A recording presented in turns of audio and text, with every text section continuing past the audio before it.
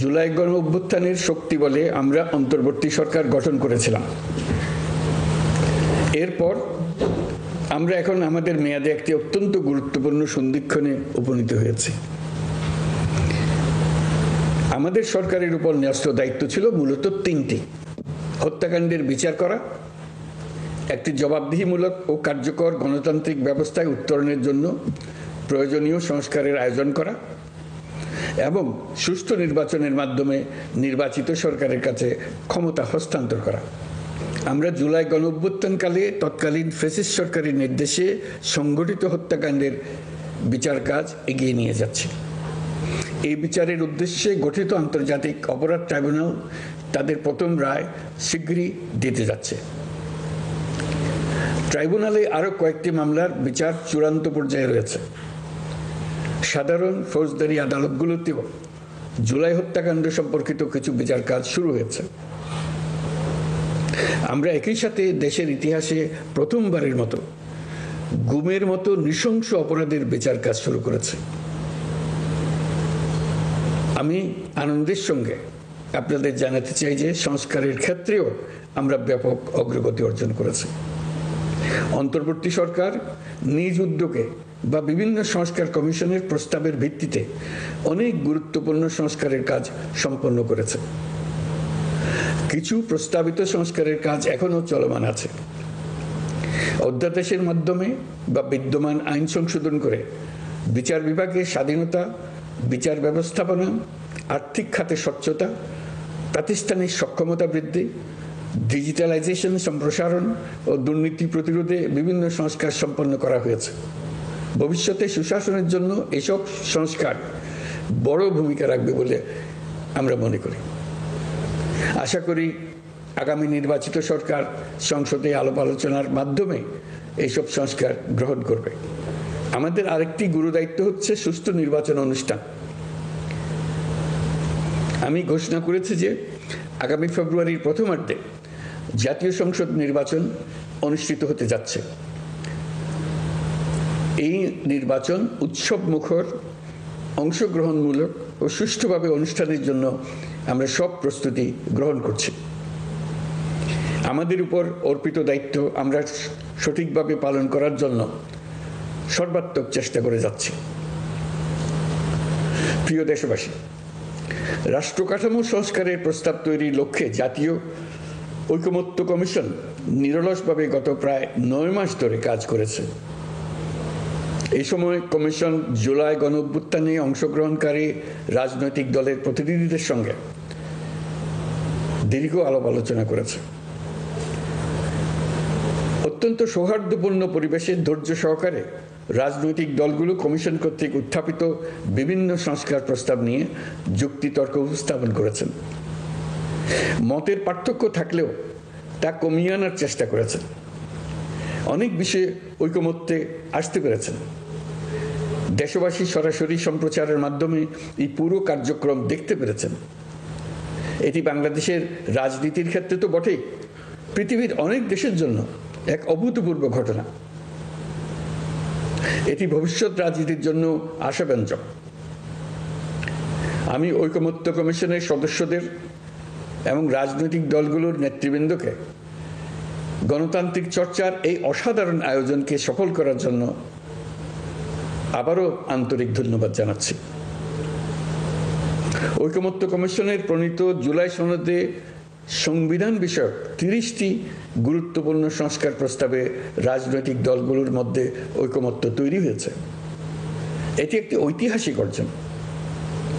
কিছু প্রস্তাবে সামান্য ভিন্নমত আছে, বাকি অল্প কিছু প্রস্তাবে আপাতদৃষ্টে মনে হয় অনেক দূরত্ব আছে, যা গণতান্ত্রিক প্রক্রিয়ায় অস্বাভাবিক কিছু না।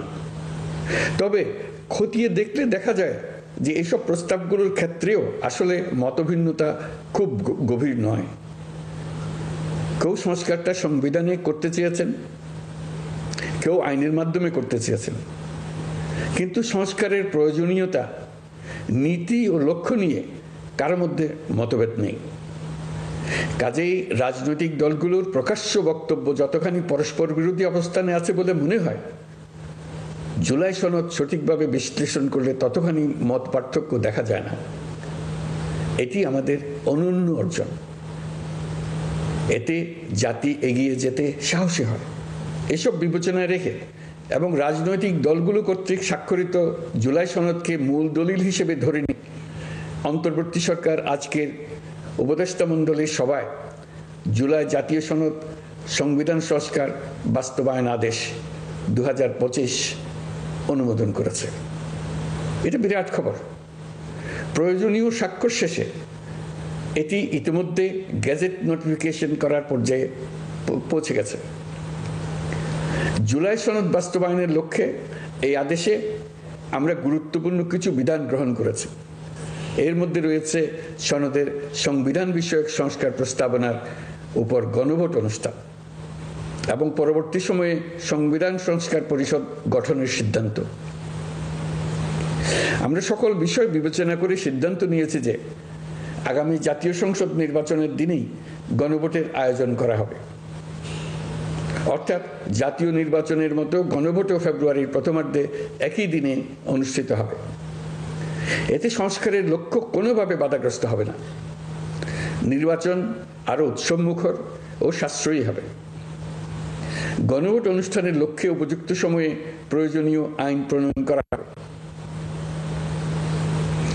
জুলাই সনদের আলোকে আমরা গণভোটের ব্যালটে উপস্থাপনীয় প্রশ্নও নির্ধারণ করেছি। আমি প্রশ্নটি এখন আপনাদের সামনে পাঠ করে শোনাচ্ছি। প্রশ্নটি হবে এরকম: আপনি কি জুলাই জাতীয় সনদ সংবিধান সংস্কার বাস্তবায়ন আদেশ 2025 এবং জুলাই জাতীয় সনদের লিপিবদ্ধ সংবিধান সংস্কার সম্পর্কিত নিম্নলিখিত প্রস্তাবগুলোর প্রতি আপনার সম্মতি জ্ঞাপন করছেন? ক, নির্বাচনকালীন সময়ে তত্ত্বাবধায়ক সরকার, নির্বাচন কমিশন এবং অন্যান্য সাংবিধানিক প্রতিষ্ঠান জুলাই সনদে বর্ণিত প্রক্রিয়ার আলোকে গঠন করা হবে। খ, আগামী সংসদ হবে 2 কক্ষ বিশিষ্ট। জাতীয় সংসদ নির্বাচনে দলগুলোর প্রাপ্ত ভোটের অনুপাতে 100 জন সদস্য বিশিষ্ট একটি উচ্চকক্ষ গঠিত হবে এবং সংবিধান সংশোধন করতে হলে উচ্চকক্ষের সংখ্যাগরিষ্ঠ সদস্যের অনুমোদন দরকার হবে। গ, সংসদে নারীর প্রতিনিধি বৃদ্ধি, বিরোধী দল থেকে ডেপুটি স্পিকার ও সংসদীয় কমিটির সভাপতি নির্বাচন, প্রধানমন্ত্রীর মেয়াদ সীমিতকরণ, রাষ্ট্রপতির ক্ষমতা বৃদ্ধি, মৌলিক অধিকার সম্প্রসারণ, বিচার বিভাগের স্বাধীনতা ও স্থানীয় সরকার সহ বিভিন্ন বিষয়ে যে 30টি প্রস্তাবে জুলাই জাতীয় সনদে রাজনৈতিক দলগুলোর ঐকমত্য হয়েছে সেগুলো বাস্তবায়নে আগামী নির্বাচনে বিজয়ী দলগুলো বাধ্য থাকবে।